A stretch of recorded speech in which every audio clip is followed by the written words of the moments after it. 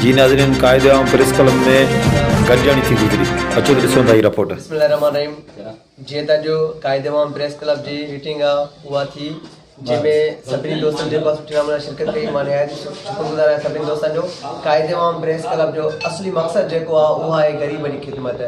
कायदे आम press club जा जेके सहाफ़ी दोस्त आहिनि, मूंखे उन्हनि में पूरी उमेदु आहे त हू कॾहिं बि जेको आहे सो दोस्त कंहिंजे अॻियां न जेको आहे त झुकंदा न विकंदा, ऐं अलाह कंदो अलाह जो रसूल कंदो। हू जेको आहे पंहिंजी महिनत जेको आहे कायदे आम प्रेस क्लब जो जेॾो नालो आहे शहीद ज़ुल्फ़िकार अली भुट्टो जो, एॾे इन नाले खे जेको आहे उन मंज़िल ताईं पहुचाईंदा।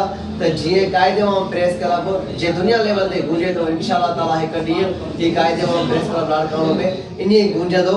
ऐं कायदे आम प्रेस क्लब जे जेके सहाफ़ी दोस्त आहिनि, उन्हनि जो इहो ई कमु हूंदो त ग़रीबनि जी ख़िदमत मरगुड़नि लाइ।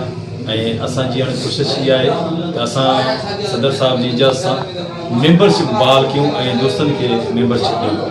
ऐं दोस्तनि उन्हनि सहाफ़िन खे सचो कमु था कनि ऐं करप्शन खां पाक उन्हनि खे गुज़ारिश कंदुसि, अचो असांजो हिसो बणिजो ऐं मज़लूम मिस्किन माण्हुनि जो आवाज़। शुक्रगुज़ार आहियां भाउ अब्दुल वहीद जो। जेका बि टीम आहे कायदे आम प्रेस जी, मां सभिनी भाइयुनि जो शुक्रगुज़ार आहियां।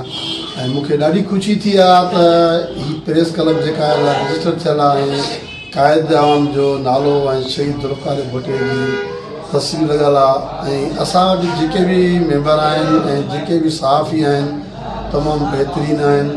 ऐं असां वटि इंशाअल्लाह में नवनि दोस्तनि खे साफ़ ऐं शफ़ाफ़ जेके दोस्त आहिनि उन्हनि जे लाइ दर खुलियल आहिनि। बाक़ी जेके ॿ नंबर हितां ई सहाफ़ी ऐं जेके सॼी रोडनि ते ब्लैकमेल था कंदा वठनि, उन्हनि जी असांखे का बि ज़रूरत कोन्हे उन्हनि जी असांखे का बि ज़रूरत आहे। मेंबर ई मां चवां थो असांजी ज़रूरत न आहे उन्हनि जी।